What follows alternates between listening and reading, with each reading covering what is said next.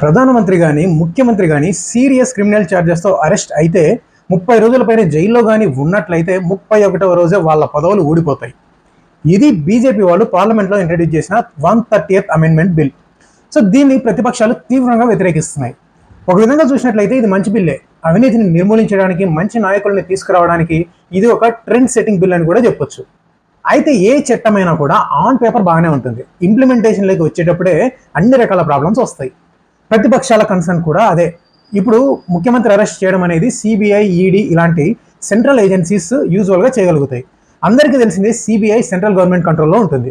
So సెంటర్లో అధికారంలో ఏ party ఉంటే ఆ పార్టీ ఈ బిల్ని మిస్యూజ్ చేసి ముఖ్యమంత్రిని అరెస్ట్ చేసి ప్రభుత్వాలని కూలదోసే కుట్ర పనడానికి ఈ బిల్ హెల్ప్ అవుతుంది అనేది ప్రతిపక్షాల యొక్క ప్రధాన ఆరోపణ. సో 30 రోజులు జైల్లో పెట్టడం అనేది పెద్ద విషయమేం కాదు. ఏదైనా ఫాల్స్ అలిగేషన్ చేసేసి జైల్లో వేసేయచ్చు.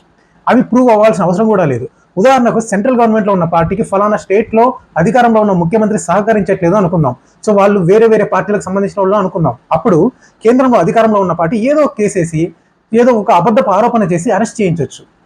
కోర్ట్స్ ఎలాగో విచారణ కోసం రిమాండ్ విధిస్తాయి. సో ఆ రిమాండ్ టైం 30 days దాటింది అనుకోండి, ఇక ఆ ముఖ్యమంత్రి పదవి పోయినట్లే.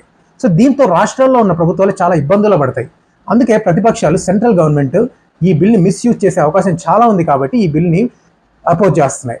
ఇప్పటికైతే ఈ బిల్ని జాయింట్ పార్లమెంటరీ కమిటీకి రెఫర్ చేశారు. చూద్దాం జాయింట్ పార్లమెంటరీ కమిటీ ఎటువంటి అమెండ్మెంట్స్ ఈ బిల్కి ప్రతిపాదిస్తుందో. Thank you for listening.